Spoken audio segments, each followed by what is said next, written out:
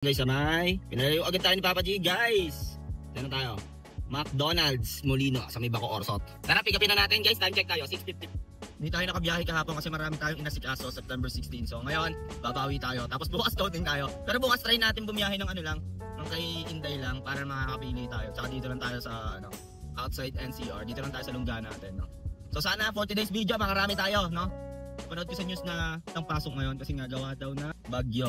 So may bagyo ngayon, guys, magdoble ingat kayo. Lalo na sa mga kapwa ko driver dyan. Ingat, guys. So hanggat maaari, i-share nyo lagi yung location nyo sa mga relatives nyo.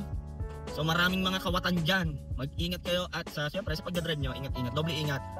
Alam nyo na, maraming mga kamote pero ingat lang tayo. So yun, guys, no, pick upin na natin to si passenger.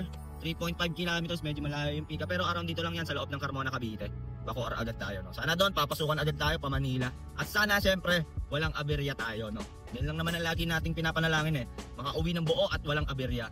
So yun, guys, share ko nga pala sa inyo sa mga kapwa ko Grab driver dyan, no. Every time na may booking ako, lagi kong sinishare yung location ko, guys. I-share nyo ako kahit kanino man. Meron dong share share location, gano'n, share ride. Para makita ng relatives nyo kung saan yung pick up nyo at ang drop off nyo. Meron yun doon, makikita nyo yun habang nasa ride, parang may arrow na share doon. Yun, ako kasi ganun ginagawa ko. Sobrang safe nga ni Papa G, gawa nung last time, tumigil kami, tapos biglang may pasahero ko, may lumabas na call police. Aksidente ko napindot. And hindi ko naman kailangan dapat pindutin yung call police. So bigla akong nag-text dun sa emergency contacts ko, which is yung mother ko, tsaka yung partner ko. Yun, doon, na notify sila na ano nangyayari. Galing nga ni Papa G, kaya sobrang safe talaga bumiyahe kay Papa G. Yun lang talaga. Yun lang ang dito. Pero medyo mataas yung commission niya ngayon. Hindi ko alam kung ano nangyayari. 26, minsan 27, gumagano'n pa. Wala tayong magagawa, yun talaga, ganun talaga buhay. Tayo lamang ay nangangamuhan, no? So, update ko kayo, guys!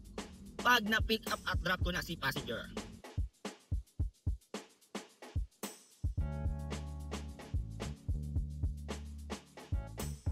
Na-drop na natin si Madam dito lang sa may Molino, sa may Baco or Aguinaldo Highway, McDonald's. So 825 yung pair niya, kami, SLEX and then MCX.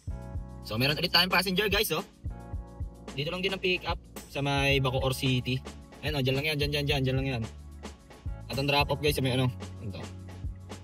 PITX tayo, sa may Paranaque, Tambot. Tara, pick upin na natin, time check tayo, 8. Ayun, na-drop na natin si Ma'am. Dito lang PITX sa may Paranaque. 266 yung fare niya, nag-Cavitex kami. 171 yung akin doon. So waiting tayo next passenger, guys. Time check 8:44. Dito sa Paranaque, guys, oh. Sana makakuha tayo dito sa may likod. Guys, na nabigyan tayo ng opportunity kay Inday. Pick up nito sa may Okada at ang drop off nito sa may Westwood Tower sa